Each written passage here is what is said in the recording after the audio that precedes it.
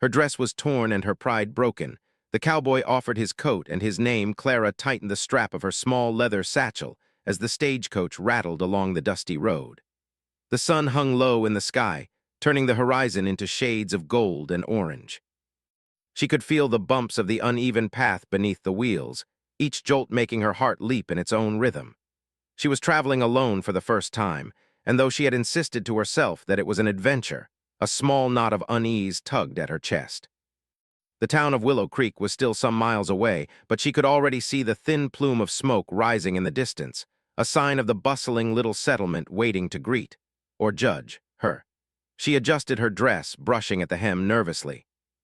It was a simple dress, pale blue with small white flowers, chosen carefully for travel. She had sewn it herself, with neat stitches along the seams, and it made her feel proud and confident. Yet as the stagecoach bounced over a particularly rough patch, she felt the fabric catch on the edge of the seat. A sudden jerk, a sharp rip, and she froze. Clara's breath caught in her throat as she looked down. A long tear ran along the side of her dress, exposing the plain underskirt beneath. She swallowed hard, trying to hide the panic rising in her chest. The tears weren't just in the fabric. It felt as if a part of her dignity had been torn too. She had imagined herself arriving in Willow Creek gracefully, with her chin high and her bag held firmly in her hand. Now, with the fabric shredded and the dust settling around her, she felt exposed and vulnerable. As the stagecoach drew closer to the town, the wheels kicking up clouds of dust that clung to her hair and dress, Clara's stomach twisted. She could see figures moving along the street, merchants unloading crates, children running after stray chickens, and townsfolk pausing in curiosity as the vehicle rolled past. The stagecoach slowed, the driver calling out to the small inn where Clara planned to stay.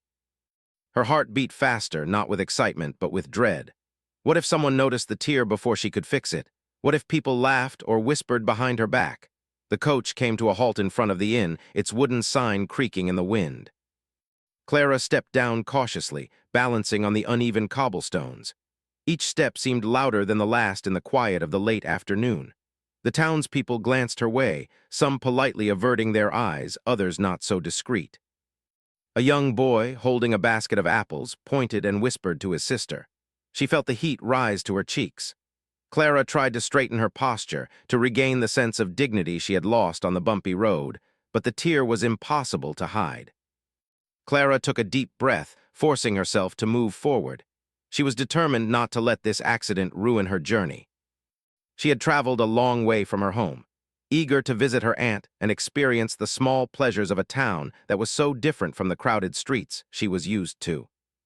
She reminded herself that accidents happened, that people were often more understanding than she feared, but her heart still pounded with embarrassment. Just as she reached the inn steps, a sudden gust of wind swept through the street. It caught the loose fabric of her torn dress, lifting it slightly. She gasped and clutched the material against her chest, glancing around to see if anyone had noticed. A few eyes were indeed on her, some curious, some amused. Clara's stomach knotted tighter. She wished desperately that she could disappear, that she could slip inside the inn unnoticed and fix her dress in private. But the steps were in full view, and the townspeople's murmurs seemed to grow louder with each passing moment. Her hands trembled as she pushed open the heavy wooden door. The inn smelled of warm bread and wood smoke, comforting scents that momentarily eased her anxiety. She stepped inside and was greeted by the innkeeper, a kindly woman with gray-streaked hair and a warm smile. "Welcome, young lady," she said. "Traveling far?" Clara nodded, forcing a smile, her voice barely above a whisper. "Yes, from Maplewood. I have a room if it's ready." She motioned toward her satchel, trying to keep her movements calm and controlled. The innkeeper's eyes flicked to the edge of her dress, but she didn't comment. Instead, she handed Clara a brass key with a gentle nod. "Room 3 up the stairs. You'll be comfortable there. Dinner's at 6 if you'd like to join." Relief washed over Clara, though her cheeks remained flushed. She climbed the stairs slowly, each step a reminder of the precarious situation she had been in just moments before. The tear in her dress seemed to mock her with every movement. She finally reached the small room, lit by a single window that framed the last golden rays of the sun. She closed the door behind her and leaned against it, letting out a shaky breath. For the first time since the stagecoach ride, she allowed herself to feel the embarrassment fully. Sitting on the edge of the bed, Clara carefully inspected the damage. The fabric was delicate and now irreparably torn along the seam. She traced the rip with her fingers, feeling a pang of sadness. This dress had been her pride, her effort, and now it lay ruined in a matter of minutes. She hugged her satchel closer, wishing she had packed a spare, but she had thought she'd only need one good dress. As she sat there, she tried to steady her thoughts. She told herself it was just a dress, just a small mishap, nothing that should make her feel so exposed. And yet it was more than that. It was about pride, about presenting herself with confidence in a world that sometimes seemed quick to judge. Clara closed her eyes for a moment, breathing in the scent of the room, the faint smell of lavender soap, the wood polish, and a hint of bread from the kitchen below. Just as she was gathering herself, a knock at the door startled her. She hesitated, unsure who could be visiting at this hour. "Come in," she called softly, smoothing the torn fabric of her dress as best she could. The door creaked open and a figure stepped into the room, a tall man in a worn leather coat, dust still clinging to his boots. His eyes were calm, observant, and something about his presence made Clara feel unexpectedly safe. "Evening," he said in a quiet, steady voice. "Looks like you could use some help." He didn't sound judgmental, only sincere. Clara blinked at him, unsure whether to trust the sudden kindness. The day had been humiliating, filled with whispers and stares, and now here was a stranger offering, what exactly? Assistance. Comfort, respect. Before she could respond, the man removed his own coat and held it out to her. "Here, you'll need this," he said simply. The weight of it was warm and solid as she wrapped it around her shoulders. For the first time that day, Clara felt the tension in her chest ease. The wind that had toyed with her torn dress seemed less threatening, the murmurs of the town less harsh. Somehow, in that simple gesture, her dignity felt a little less fractured. "Thank you," she whispered, her voice catching slightly. The man nodded and offered a small, easy smile.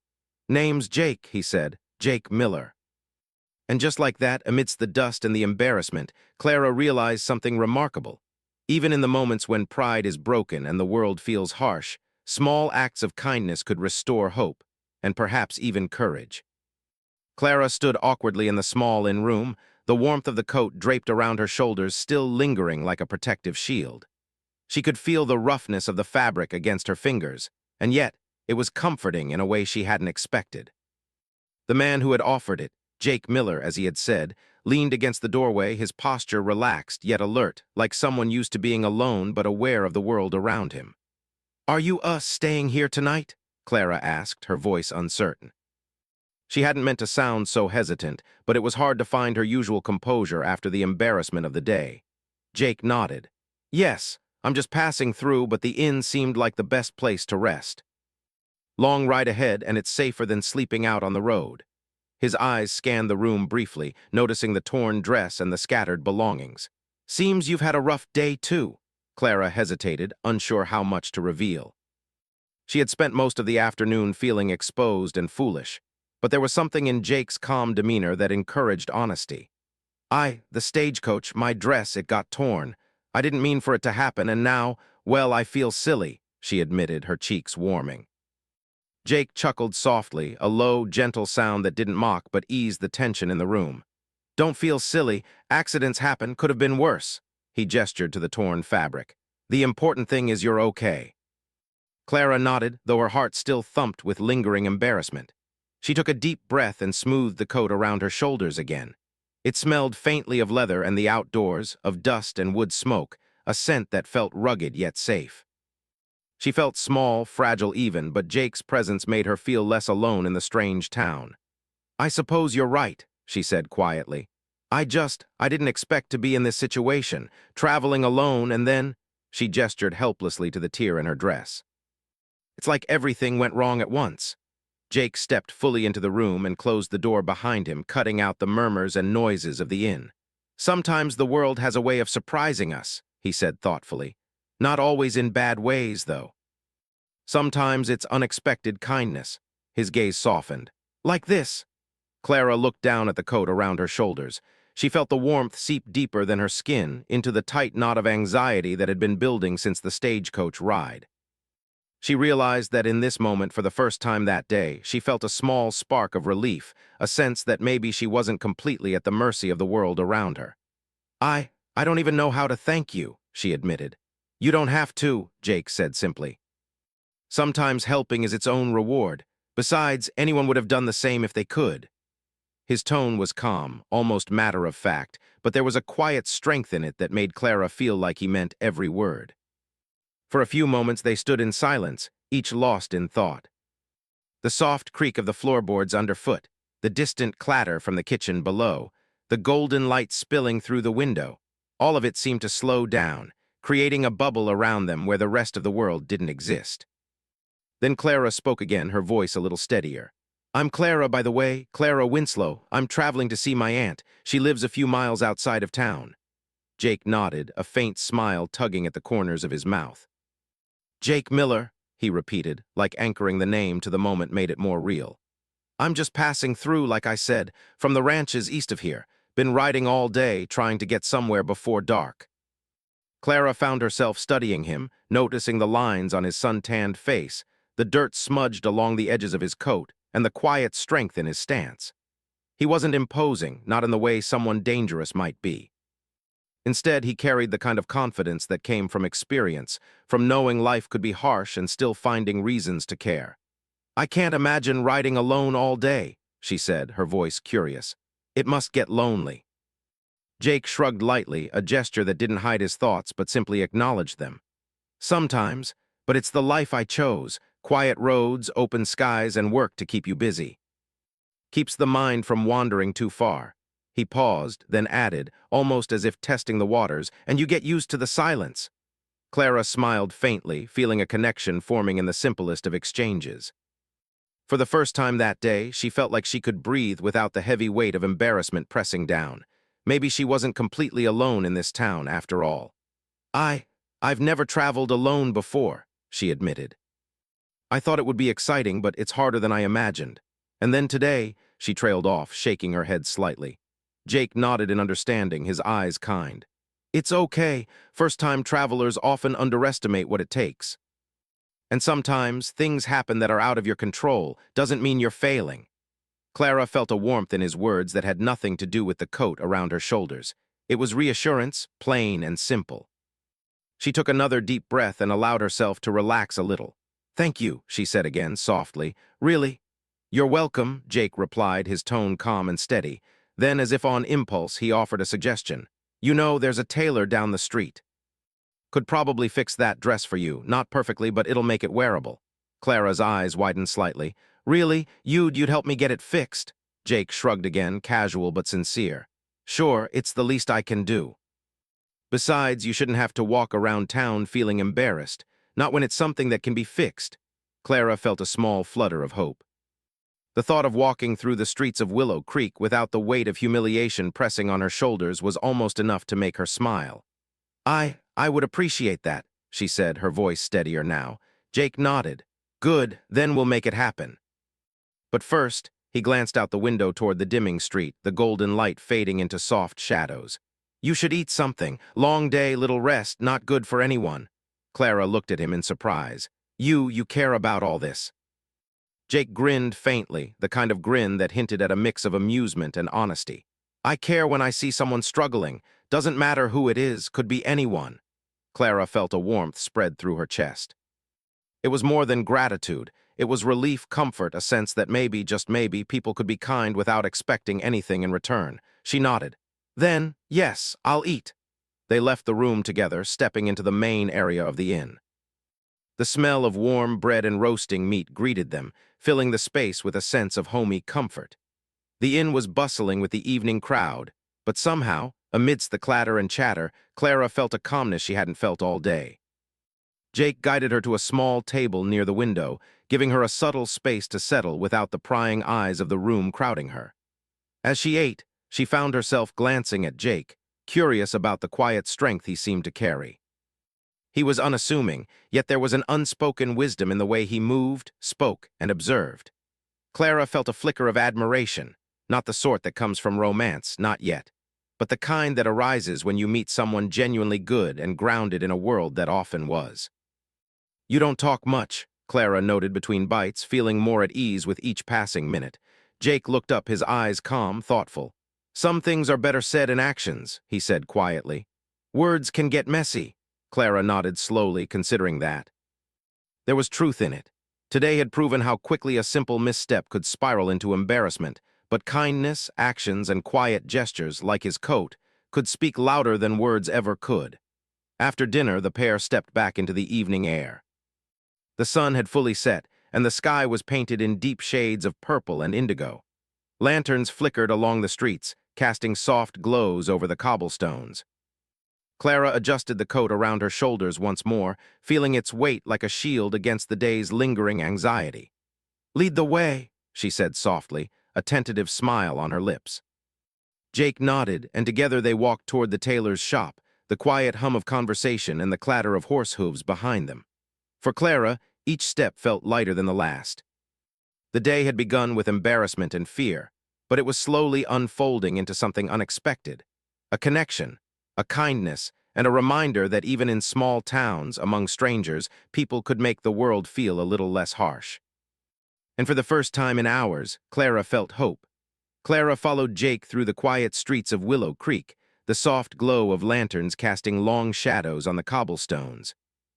The air was cool, carrying the faint scent of wood smoke from the nearby homes and the aroma of baked bread from the inn. She clutched the coat tighter around her shoulders, feeling the warmth of it seep into her, not just against the chill, but into her heart. For the first time that day, she felt a sense of security. The tailor's shop was small, tucked between a blacksmith and a bakery, its windows fogged slightly from the warmth inside. A faded sign creaked above the door, "Miller's Tailoring, Repairs, and Alterations." The bell jingled as Jake pushed the door open, and a man with a kind, round face looked up from his workbench. "Evening, Jake," the tailor said, wiping his hands on a cloth. "Who's your friend?" Jake gestured toward Clara. "This is Clara. She needs a little help with her dress. Got caught in some trouble along the way." Clara's cheeks warmed at the description, but Jake's calm tone made it feel less like a criticism and more like a simple statement of fact. She stepped closer to the workbench, glancing at the torn fabric. The tailor's eyes softened. "Don't worry, miss," he said kindly. "Nothing I can't fix. Just takes a little time, patience, and care." Clara nodded, relief washing over her. She hadn't realized how heavy her embarrassment had been until she felt it lighten in the presence of someone willing to help without judgment. Jake's quiet support, the tailor's understanding, even the hum of the small shop, all of it made her feel grounded again. While the tailor examined the dress, Jake leaned against a nearby counter, his hands folded. Clara found herself stealing glances at him, noticing the way his eyes followed the movements of the tailor, calm and patient. She felt a flicker of admiration for his quiet steadiness. He didn't need to be loud or dramatic to make a difference. His presence alone carried weight. "So," Clara began, trying to make conversation, "do you often ride through towns like this?" Jake shrugged. "Sometimes. Depends on the work, depends on the weather. Mostly I ride the trails between ranches. Towns are useful for supplies, but I don't linger." Clara nodded, picturing him on the open plains, riding for hours beneath endless skies. "It must be peaceful out there," she said softly. "It is," Jake admitted. "But it can be lonely. You get used to the silence, though. Helps you think, keeps the mind sharp." His eyes met hers for a brief moment, and Clara felt an unexpected connection in that simple exchange. The tailor began to work on the dress, his fingers deft and careful, sewing with precision. Clara watched, fascinated by the transformation. The torn seam slowly closed under his skilled hands, the fabric smoothing out as if nothing had ever happened. She felt a surge of gratitude, not just to the tailor, but to Jake as well, for guiding her here, for offering support when she had felt most vulnerable. Hours seemed to pass unnoticed as they waited. Clara and Jake talked quietly about simple things: the town, their favorite seasons, the small joys of life. She found herself laughing at Jake's dry sense of humor, at the way he described the quirks of the ranches he had visited. The awkwardness she had felt earlier that day faded, replaced by a sense of ease she hadn't known she could feel with a stranger. At one point, Clara glanced out the window and noticed a sudden change in the sky. Thick clouds had rolled in, dark and heavy, and the wind picked up, rustling the leaves of the sparse trees lining the street. A distant rumble of thunder made her stomach twist. Jake noticed her glance. "Looks like a storm's coming," he said calmly. "We should get you somewhere safe before it hits." Clara nodded, a little nervous. She had traveled far enough today to know that storms could be dangerous, especially if she were caught alone on the road. Jake's presence, however, made the prospect less frightening. She trusted him more than she had trusted anyone in hours. The tailor finished his work, giving Clara's dress a final inspection. "There you go, miss," he said, holding it up. "Good as new, maybe even better. Just make sure to keep it out of rough scrapes from now on." Clara's eyes widened in gratitude. "Thank you so much, truly." Jake gave a small nod. "Glad it worked out." He turned to Clara, a hint of a smile on his face. "Ready to head back to the inn before the storm hits?" Clara agreed, and together they stepped back into the streets of Willow Creek. The wind had grown stronger, whipping around their ankles and tugging at the edges of Clara's dress. She held the coat tighter, leaning slightly toward Jake as they walked. He didn't ask her to, didn't suggest she hold onto him for support, but his steady pace beside her was enough to make her feel safer. The first drops of rain began to fall, light and cool against her cheeks. She looked up at the dark clouds rolling overhead, and then at Jake. "We'll get there, right?" she asked, a little uncertain. Jake nodded, his gaze forward. "We'll be fine, just follow me." The rain grew heavier, soaking the street and turning the cobblestones slick. Clara's boots splashed through shallow puddles, and she could feel the chill creeping through the coat despite its warmth. But Jake was there, walking beside her, careful to avoid the deepest puddles and making sure she didn't slip. At one point, a sudden gust of wind caught the coat she was wearing, tugging it slightly. Clara stumbled, and Jake's hand was there instantly, steadying her. His touch was firm but gentle, and she felt a surge of gratitude and relief. "Thank you," she whispered again. "You're welcome," he replied, his voice calm over the sound of the rain. "Almost there." They reached the inn, dripping but safe, and stepped inside. The warmth of the interior hit them immediately, a stark contrast to the cold rain outside. Clara shook her hair out, laughing softly despite herself. Jake chuckled, the sound low and comforting. They dried off as best they could, and Clara settled into a chair by the fireplace. The firelight danced across the walls, casting warm, golden shadows. She felt a deep sense of relief, not just from escaping the storm, but from the realization that she wasn't alone. Jake's quiet presence had turned a day that began with fear and embarrassment into something bearable, even comforting. They sat in silence for a while, listening to the rain hammer against the roof. Clara's mind wandered, thinking about the events of the day. The torn dress, the stagecoach ride, the whispers in the street, and now the unexpected kindness of a stranger. She realized how fragile pride could be, how quickly a single moment could shake a person's confidence, and how powerful a simple act of care could feel. Jake finally spoke, breaking the silence. "You know, Clara, it's not always easy to trust people. Especially when you're on your own." Clara nodded. "I know, but today you've shown me that not everyone judges harshly, that some people help simply because it's the right thing to do." He smiled faintly, his eyes meeting hers. "Exactly. Sometimes it's the small things that matter most." For a long moment, they simply sat together, watching the firelight flicker. Clara felt a strange comfort in the quiet companionship, a sense that even in a world full of unexpected challenges, trust and kindness could exist. As the evening wore on, the storm outside began to fade, leaving the streets glistening with rain. The inn grew quieter, the other guests having retreated to their rooms. Clara finally allowed herself to relax fully, leaning back in her chair. She felt the weight of the day lift slightly, replaced by a gentle gratitude for the people who had helped her along the way. Jake stood, brushing some of the rain from his coat. "You should get some rest. Long day, and I don't want you catching a chill." Clara nodded, feeling the warmth of the coat and the safety of the inn. I will. Thank you again, Jake, for everything." He gave a small nod. "Good night, Clara. Sleep well." As he left the room, Clara reflected on the events of the day. What had started as a moment of embarrassment had turned into an experience of trust and kindness. She realized that even when pride was broken and the world seemed harsh, there were people willing to offer support, guidance, and friendship. And in that thought, she found a quiet strength.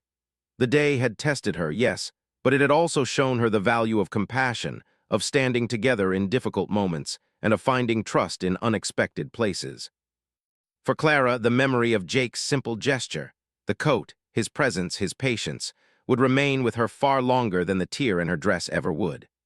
The next morning, Clara woke to the soft light of dawn spilling through the window. The storm from the night before had passed, leaving the streets of Willow Creek glistening with tiny drops of rain that reflected the early sun. She sat up in bed, brushing a stray strand of hair from her face, and glanced down at the coat Jake had left draped over a chair. It smelled faintly of leather and dust, a reminder of his kindness the day before. She smiled softly, a warmth spreading through her chest. After dressing carefully in her now-mended outfit, she made her way downstairs to the inn's common room. The smell of fresh bread and coffee filled the air, mingling with the subtle aroma of wood smoke from the fireplace. A few early risers were seated at the tables, quietly eating or reading letters. Clara found a spot by the window, watching the town slowly come to life. She felt calmer than she had since the torn dress incident, more confident in herself and ready to face the day. Jake was already there, standing near the doorway as if he had just arrived, his coat neatly buttoned and his boots still slightly dusty from the street. He caught her eye and gave a small nod. "Morning, Clara," he said, his voice steady and warm. "Good morning," Clara replied, her smile genuine. She felt a quiet courage in the presence of someone who had shown her such simple, sincere kindness.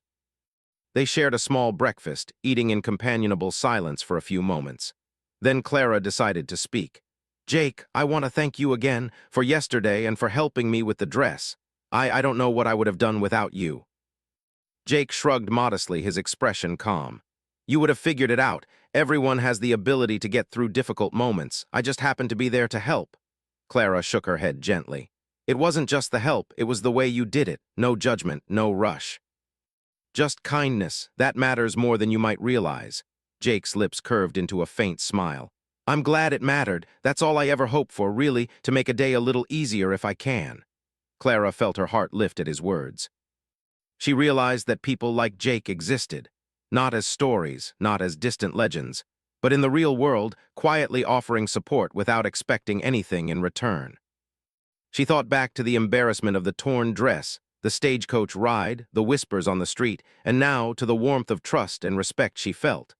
After breakfast, they stepped outside into the bright morning. The town glimmered in the sunlight, clean and fresh after the rain. Clara adjusted the coat Jake had left her, feeling its weight like a shield against the world. She noticed the streets were busy with merchants opening their shops, children running to school, and townsfolk moving with purpose. Yet, despite the bustle, the memory of yesterday's events gave her a sense of calm perspective. Jake walked beside her as they made their way toward the outskirts of town, where Clara's aunt lived. The trail leading from Willow Creek was narrow and lined with wildflowers and small trees. Clara inhaled the fresh morning air, the scent of damp earth and blooming flowers invigorating her spirits. She felt a sense of freedom in the journey ahead, strengthened by the kindness she had experienced. "You'll be safe with your aunt now," Jake said quietly, breaking the silence. "She'll take good care of you." Clara nodded, grateful for his concern. "Yes, and thanks to you I feel stronger than I did yesterday. I don't know why, but just having someone show me respect, it changes things." Jake glanced at her, his expression thoughtful. "Respect can do that. Pride, dignity, they're fragile things, but sometimes someone noticing them and honoring them can make all the difference." They walked in silence for a while, each absorbed in their own thoughts. Clara reflected on how quickly a day could shift from embarrassment to hope, how human connection, even brief, could have a lasting impact. She realized that Jake's presence had not just helped her physically with the coat and the dress. It had restored something deeper, a sense of self-worth and courage she had thought shaken. As the trail curved toward her aunt's home, a small, white-painted house with a picket fence and a garden full of blooming flowers, Clara felt her heart swell with anticipation. She could see her aunt waving from the porch, her face lighting up in recognition. Clara quickened her pace, but before she could reach the gate, she turned to Jake. "Thank you for everything," she said again, her voice firm now with certainty. "You didn't just help me with a dress or keep me safe from the storm. You reminded me that kindness exists, that trust can be given and received, and that even when pride is broken, it can be rebuilt." Jake looked at her quietly, a faint smile playing on his lips. "That's a good lesson to remember," he said softly. "For both of us, I think." Clara felt a sudden urge to say more, but words failed her. Instead, she nodded, a gesture of gratitude and understanding. She walked up to the gate, feeling the earth solid beneath her feet, ready to step into the warmth of her aunt's embrace and the security of family. Jake lingered at the edge of the path, watching her approach the porch. Clara turned back once, meeting his eyes. There was an unspoken acknowledgement between them, a respect, a shared memory of a day that had tested pride and offered kindness in return. "I'll see you around, I hope," Jake said quietly. Clara smiled, feeling a warmth that was both happiness and quiet hope. "Yes, I hope so too." With that, she stepped forward and was enveloped in her aunt's arms.